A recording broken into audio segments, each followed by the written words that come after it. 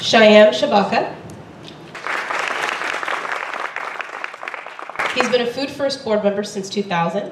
He's the founder and executive director of EcoVillage Farm Learning Center in Richmond. He's a leader in promoting sustainable urban agriculture and environmental, social, and economic justice for low-income communities. He's been really dedicated to Food First's participation in the food justice movement especially.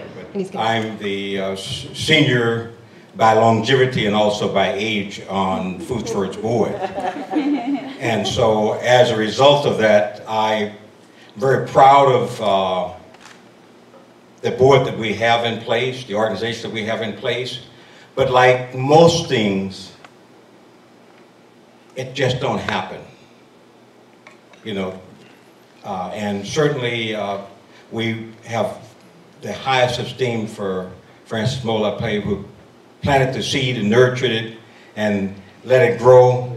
But just like most things, you got to continue going about doing the due diligence to keep an organization alive for this long. And doing the over 15 years plus that and counting that I've been involved with the organization, we've gone through, and we've gone through our growing pains. We've gone through our growing pains, and as a result of that, just like most things, you go through and you come out, you know, if you're sort of walking through fire, if you can walk through fire, you come out much stronger. And I think as a result of the challenges that we've gone through over the years, we've come out a much stronger organization, much stronger organization. I think most of you would be hard-pressed to find another organization in this country that has not only the cultural diversity, the ethnic diversity, but also the orientation, the focus, and the fight and the spirit for justice that this board has. So I'm proud of being a part of it. I only would wish that Food First had been around when I was growing up in Arkansas some years ago and out in the field chopping cotton and picking cotton, and the planes would come over flying very low and spraying out their pesticides on us. We thought it was cool, you know. They was supposed to be killing the you know, the insects, but they were also killing us during the process also. I mean, we were growing, you know, and as a result of it, our community and our population suffered of many chronic diseases as a result of that.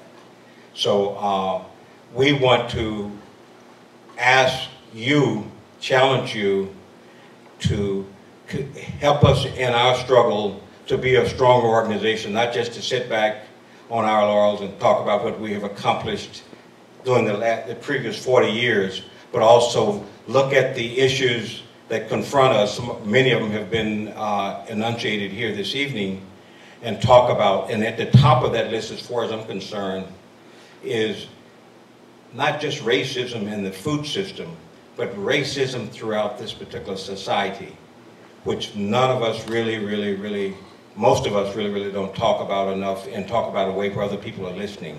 But we need to really confront that, that economic, the social, you know, the food, the housing, the whole system, the healthcare system. My background is in public health, and I can speak very clearly about, you know, the disparities that's in that system. So in order to create the movement that we want to create, we have to connect all of these different pieces together, and recognizing the prevailing stream that's running through all this that accounts for the level of exploitation, the level of poverty that we see within our society. You know, it is unconsciously, totally unacceptable for, I think, most of us to recognize that when we have such a small sector of this particular society, less than 1%, in control of over 90% of the wealth.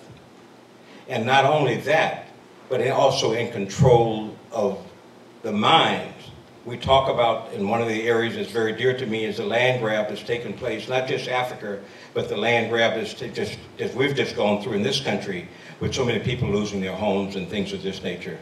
But also the mind grab, how we are losing our minds, control over our thinking processes through the educational system, the privatization of our educational system, and people not being able to do critical analysis and thinking about what's really happening to us. So I think if we take a moment, look at these things, and be willing to speak up and challenge each other, and certainly challenge the powers to be. But if we really look at it really carefully and analyze the system really closely, we'll see that we are the power. We are the 99%. We can change things, by getting rid of the superficial differences that the controlling forces point out to us to keep us from working closer together and unite. And there's an African proverb that says you can take if you get enough spider webs together, you can control a lion.